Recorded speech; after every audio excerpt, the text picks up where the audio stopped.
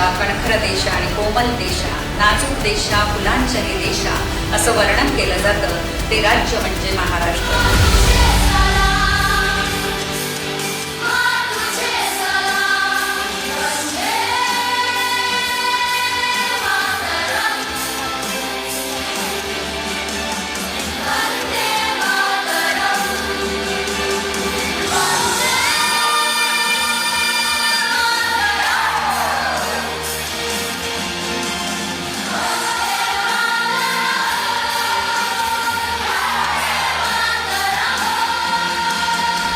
आजचा हा प्रसंग महाराष्ट्र आणि मेघालय या दोन राज्यांमधील वाढत्या सहकार्याचा आणि आत्मीय संबंधाचा एक महत्त्वाचा टप्पा आहे.